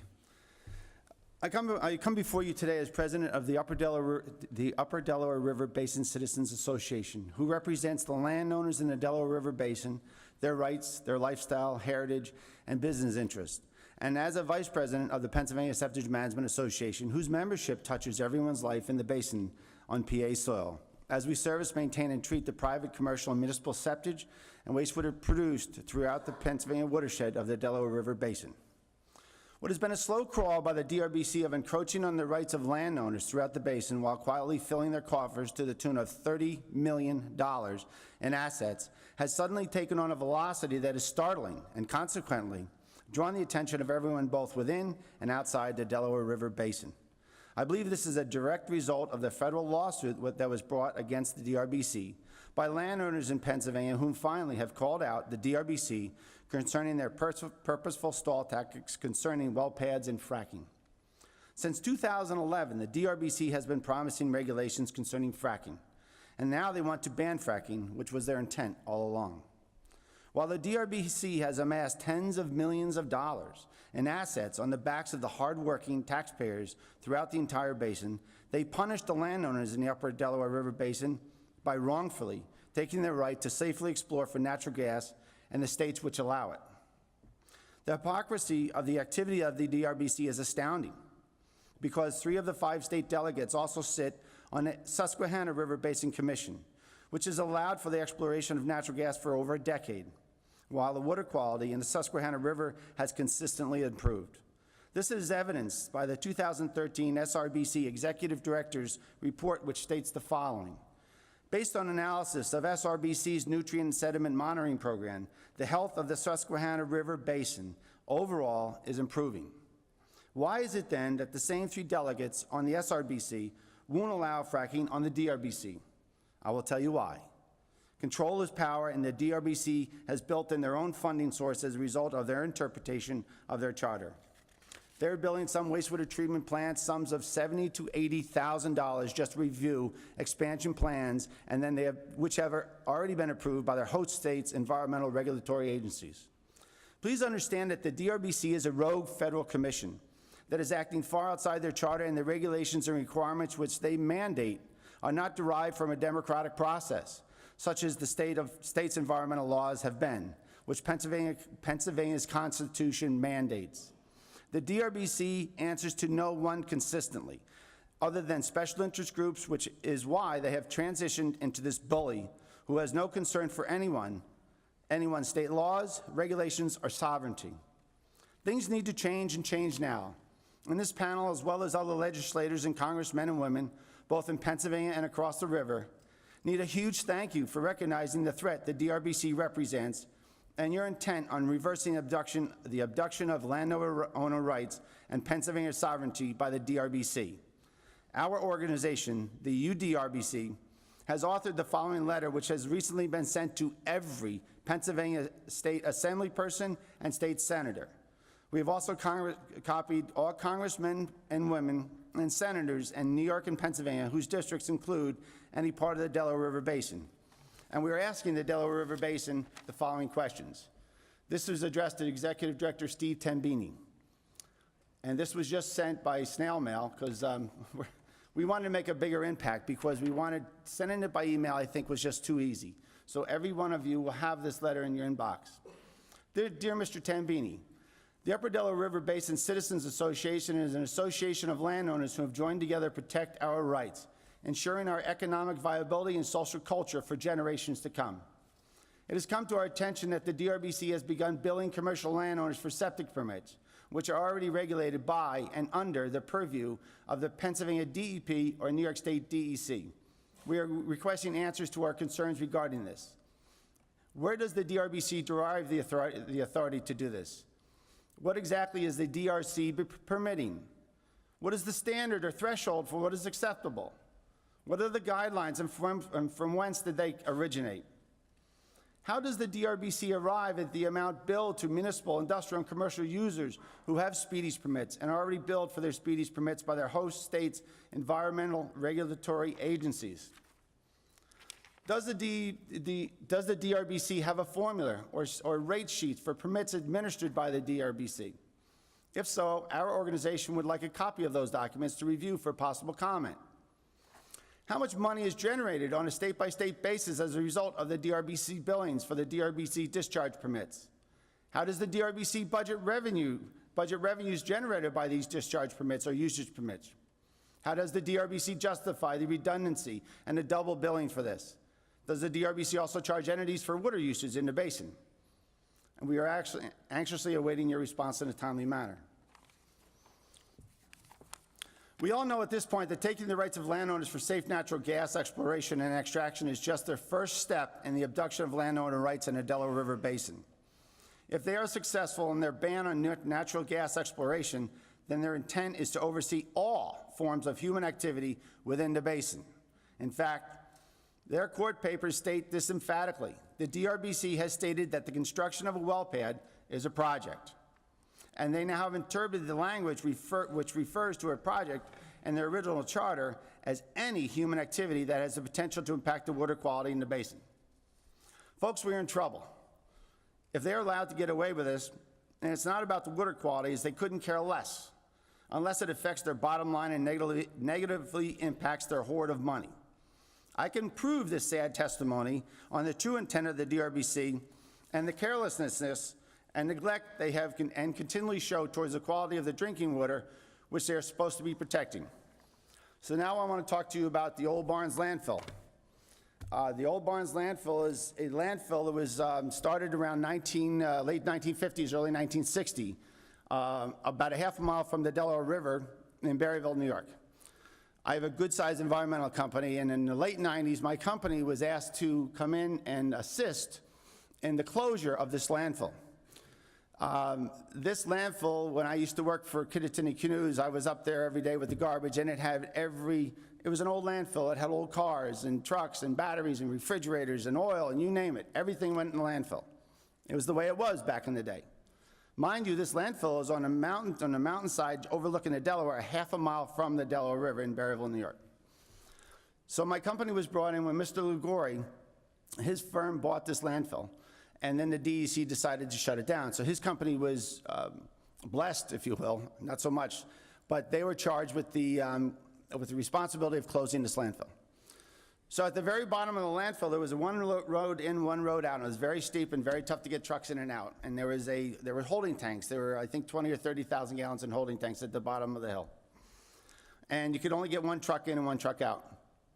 They had capped the landfill, but what happens in a large rain event is that you can't possibly keep up with the flow of the leachate coming out of this landfill. This is raw leachate, untreated. You can see the oil, it has a lot of pollutants in it. Well, we had a big rain event, and the water, we couldn't keep up with the water coming out of the holding tanks, and Mr. Ligori was charged with a Class B felony by the New York State DEC for discharge. One rain event, he was charged with a felony. Not long after that, Mr. Ligori passed away. Mr. Ligori had $150,000 in contingency fees, a bond, if you will, to close the landfill. So we kept on hauling the water out of the landfill, the leachate, I shouldn't say water, the leachate. Until one day the DEC said, we're out of money. We're not gonna haul the water anymore, of the leachate. And I said, what are you gonna do with the leachate? It's not gonna stop coming out of that manhole. And it flowed right across Kittatinny Canoe's campground into their stream down to the river. Well, Mr. Lang, we're not gonna do anything, you're done, you're out. So I said, okay, so I wrote a letter to Governor Cuomo. And I addressed this letter in June 10th, 2013, as part of your record. My office submitted it to you. This letter, I'm just gonna read you the one excerpt. But in this letter, I addressed every member of the DRBC at that time. Every member state, every attorney general. Carol Collier was addressed. The UDC was addressed. And let me read the one excerpt out of it. And this is the Governor Cuomo. And the title of the letter is What Happened? I've written you numerous letters in the past year and a half pointing out just how hypocritical you are when it comes to protecting New Yorkers and our fellow Americans downstream in the Delaware River Basin. I've learned that there is not one landfill Superfund site, but two landfill Superfund sites in the Delaware River Basin that are spewing their hazardous compounds into the drinking water of millions of people downstream. In March of 2011, Willie Janeway, the director of the New York State DEC Region 3 Department of Environmental Conservation, came to my DEC Part 360 permitted solid waste facility, and we traveled down to the Old Barnes landfill in Berryville, New York, and we walked through the site. I showed him exactly where at the base of the landfill a large holding tank would overflow, dumping thousands, if not millions, of gallons of contaminated hazardous waste effluent from the collection system down through the woods, causing numerous private properties in the brook, and shortly thereafter into the Delaware River. Mr. Janeway assured me that the New York State DEC would be taking some sort of action to mitigate this problem and prevent these chemicals and pollutants from entering the drinking water of millions of Americans downstream. To date, nothing has been done, and this landfill continues to spew its pollutants into the Delaware River on a daily basis for the past decade. You can also go onto YouTube, and I went down there and I took a video of it. And you can go to Barnes Landfill YouTube, and you can see the water, the leachate, coming from a Superfund site, a hazardous waste site, flowing out of this manhole, it still is today, directly into the Delaware River. The DRBC doesn't give two hoots about cleaning this up. Neither does the DEC, and the DEC is the one that permitted the landfill and refuses to do the right things to mitigate the problem because they don't want to spend the money. But the rest of us are held to a different account, a different level of commitment, if you will.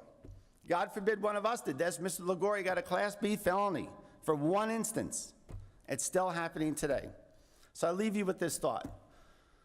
What's happening with the DRBC is just the start. This is their test ground.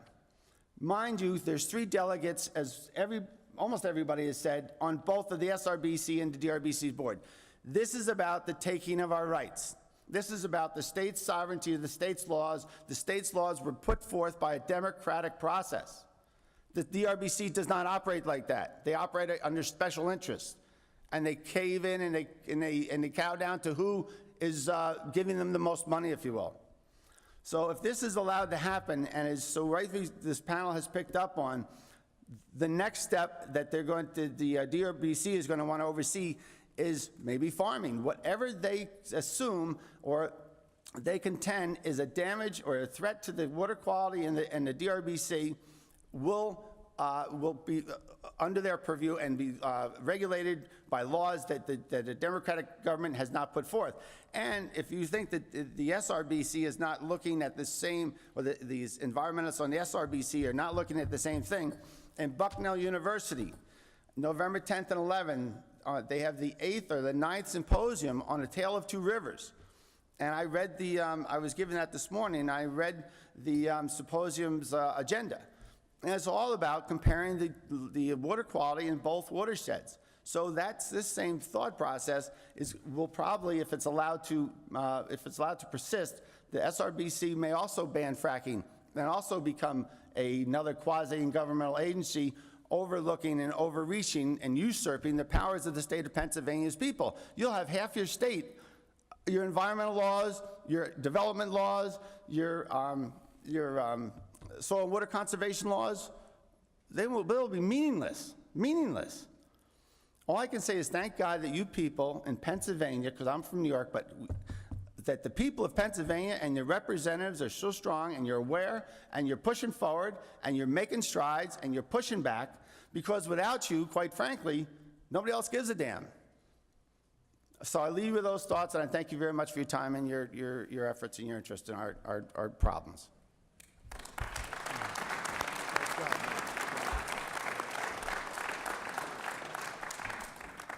This has truly been a very powerful and informative hearing so far today. We are going to turn to members for questions. Representative Pfeiffer, Representative Tallman, then Representative Fritz. Thank you, Chairman, and thank you all for being here. I'd like to thank all the testifiers for coming today. Mr. Lang, it's kind of my pet peeve, too, that there are no moratoriums on landfills in the DRBC, but gosh forbid we could be 22 miles from the river and try to, extract natural gas. So I don't understand that myself, so that was great testimony, and I'm going to watch it several more times, and I'd like to talk to you when we're done. But, Lieutenant Governor Cawley, former Lieutenant Governor Cawley, spent much time traveling the Commonwealth when we were looking at a way to draw funds from natural gas. He met in rural Pennsylvania, knowing that there were certain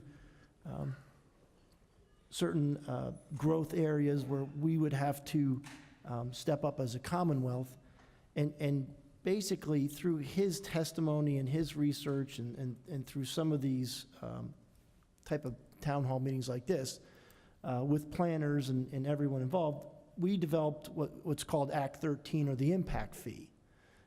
We don't hear about the impact fee. All we hear is about we don't have a severance tax, but we truly do have an impact fee, and it really has to do with a dollar amount established upon the drilling instead of percentage. That dollar amount is reduced every year based upon the well sites, the extraction of gas. And like I said, I really thought he did a great job. It was very well thought out plan. And one of the issues was keeping some of the money locally, locally to our counties, locally to our townships. And today we've heard some great testimony on the economic development, maybe the past, the future, how this affects that. We've listened to the quality of water here, what we've done. Our watershed at the Wallenpaupack watershed has done some great job as far as establishing a baseline in 1980, continuing to try to improve that baseline, and that's 219 square miles. So, but included, in what we were doing in the Commonwealth is Act 13. It became law, and Representative Fritz, I asked the same question to Representative Fritz that Representative Bloom had asked to. Representative Bloom had asked in regards to how the farmers are affected. And he said, Mike, bottom line is it's amazing the dollars that are going into Susquehanna County. So I have, and this is all public information, so I actually have the Susquehanna County Act 13 disbursements. So that would be an impact fee paid by these drillers to the Commonwealth, which are coming back to Susquehanna County. And in 2014, over $6.1 million was returned to Susquehanna County. Now, We have many government officials here today. We have our county people, we have a ton of township supervisors. So over $6 million. In 2015, it was $5.2 million.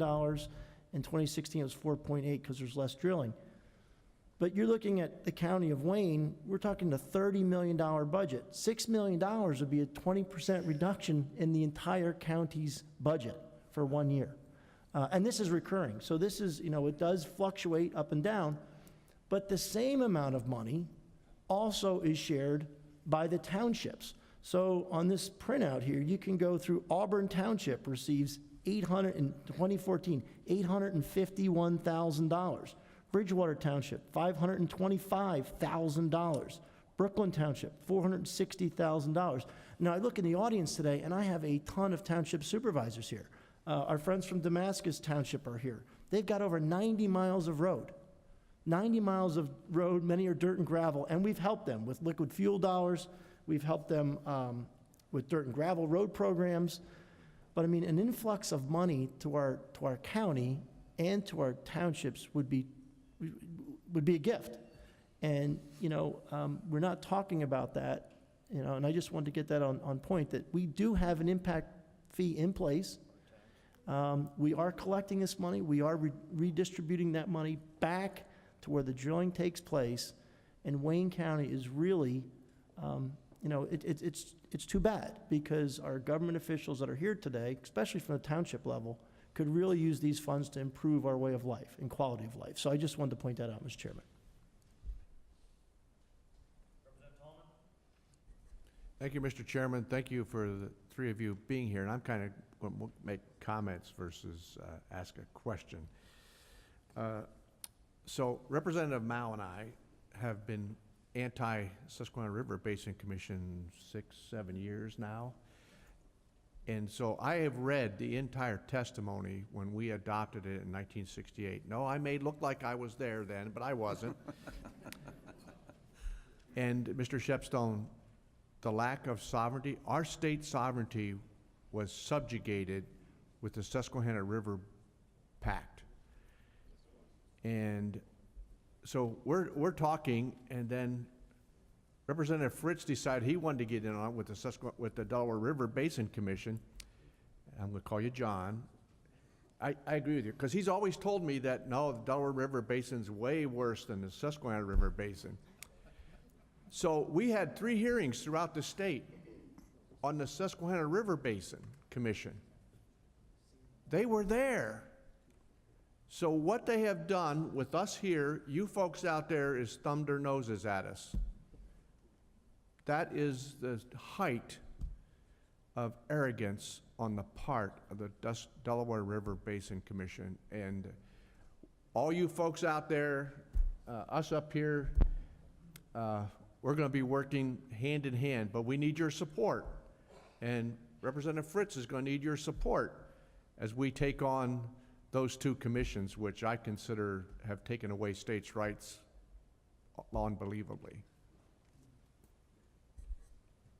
Representative Fritz. Thank you, Mr. Chairman. Tom, you and I go back a long way. Yes. So if I may direct a couple of questions towards you. I'm looking at the DRBC website right here. And at the bottom of the natural gas drilling tab page says, why is the DRBC involved? Says the commission has identified 3 major areas of concern, and I will cite them right here from the website. Number 1, gas drilling projects in the Marcellus Shale or other formations may have a substantial effect on the water resources of the basin by reducing the flow in streams and/or aquifers used to supply the significant amounts of fresh water needed in the natural gas mining process. And I'll follow up with the next two areas of concern and then solicit your feedback. Number 2, on-site drilling operations may potentially add, discharge, or cause the release of pollutants into the groundwater or surface water. And number 3, the recovered frack water must be treated and disposed of properly. Those are the 3 areas that they find justification for their involvement. They're hanging their hat on those particular areas, and can you speak to them, please? Yes, on the The first one, which is the water supply issue. First of all, if you know anything about the Wayne and Pike counties, you know we have a lot of water. That's one of the things with the Catskill Formation, that we have a tremendous supply of water. There's no shortage of water here. That's the first thing. And I would also point out that when you burn natural gas, you know what you get? Water. As a matter of fact, every fracked well ultimately produces far more water when the gas is combusted than what is used in fracking that well. That's a fact. You can check it out. The second thing about the water quality issue, or maybe that was the third thing, I forget, but whichever it was, on the water quality side, I think the SRBC data speaks for itself. And with some good testimony by Jim here earlier, Jim Barber, about the fact that, yes, there were some issues with methane early on, and that was an unfamiliarity with the methane migration that's common to Susquehanna County. We're way, way beyond that at this point, and there is still no evidence in this country of any instance of hydraulic fracturing polluting a groundwater supply. There is none. And the only way they get around it is by using the word fracking to include both drilling, fracking, driving trucks, delivering stuff. That's how they do it. They say, okay, we had this methane issue over in Lycoming County or something, so that proves fracking pollutes groundwater. Well, no. If you go to Lycoming County or Susquehanna County, you're going to find methane migration from drilling water wells. And Brian Oram, a well-known hydrologist who works in this area, he frequently talks about when he lit his first well on fire, that kind of a thing over the years. I mean, this is common stuff. Everybody around here knows this. And I could cite example after example.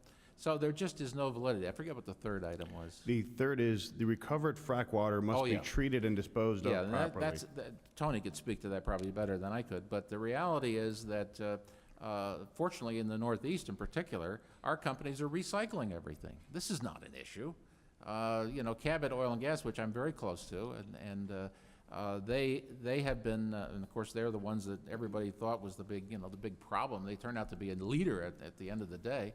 They are recycling 100% of their frack water. So this idea that somehow that we have a big problem with this is ridiculous. And so none of their excuses hold. And the reason they're using these excuses is they're seeking power.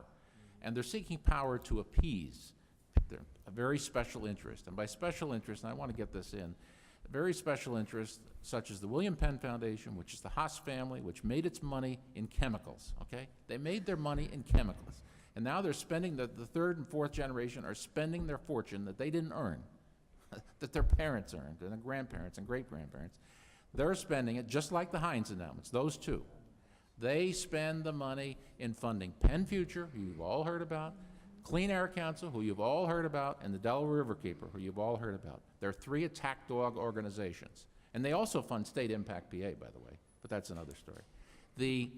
Those two foundations fund those organizations. They have corrupted the DRBC. And I do agree with Jonathan. I'm sorry, Mr. Tallman, but Representative Tallman, but the DRBC is worse. Because they have corrupted the DRBC politically, because they also funded the William Penn Foundation, believe it or not, funded the DRBC. And they were stupid enough to take the money, knowing they also funded the Delaware Riverkeeper, which was suing him simultaneously. Now tell me that isn't corrupt. Tell me that isn't, all this talk about collusion lately. Talk about collusion. And they had, the Delaware Riverkeeper simultaneously had people on 5 of the 7 committees of the DRBC. They had representatives on there. This is total corruption, and that's why it's happening, and that's why they're using these phony excuses. Okay. Representative Mao.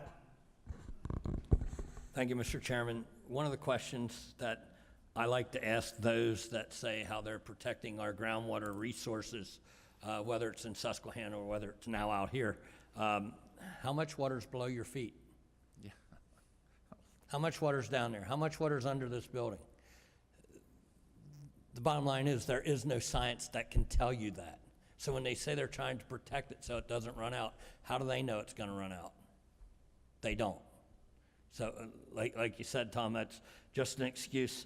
I do have a question. That barn, I do want to watch that. Is it B-A-R-N-S? Yes, sir. B-A-R-N-E-S. So the owner died, okay? And then when the money ran out, they just stopped hauling that water and allow it to run into the river? Is that the way I understand it? Well, they let us haul for a while until my bill was over $30,000, and I said, you know, are we gonna get paid? And they said no. And they said, well, you're done. So you were the contractor hired to empty the tanks Right. that caught this contaminated water, and now that you're out, That was it. the That was water it. just runs in, this contaminated water runs into the river? Yes, sir.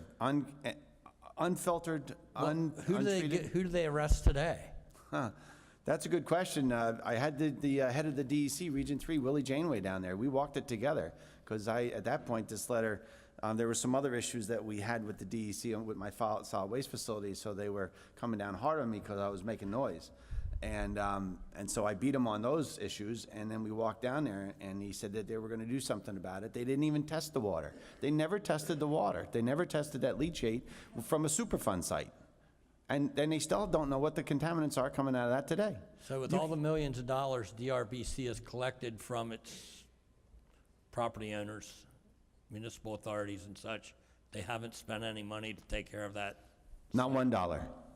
Thank you. And let me mention Willie. I know Willie Janeway, as he knows him, and he's a I don't think he's with DEC anymore, but he's a true believer environmentalist, a true believer. Okay, and you all know what I mean. But when it comes right down to it, he couldn't do anything, and he wasn't willing to do anything. Exactly right. Thank you. Well, thank you to this panel. Seeing no other questions, on behalf of the House of Representatives Policy Committee, I'm honored to be here. I'm thankful for your testimony, and to you, the constituents listening to this. You've got some brave people who are willing to come forth and share this information. It's how we learn and gather better information. This production will be available relatively soon. I think we might even be streaming live, and for our members that are not here, they will be able to listen and participate in follow-up hearings on this issue. Representative Fritz, I want to thank you, and to your constituents. You know, when Sandy announced she was going to retire, we all went, oh gosh, we can't lose Sandy. And you're always concerned, you know, you're going to get a rookie come in here, and who's going to replace them. And I have to say, we've been very blessed with John's presence. He's obviously not very shy, but he's also very knowledgeable. I'm impressed with the homework that he's done, not only on this subject, but other issues in the legislature. So with that note, John, thank you very much for having us here. To my colleagues, thank you for taking time and staying here.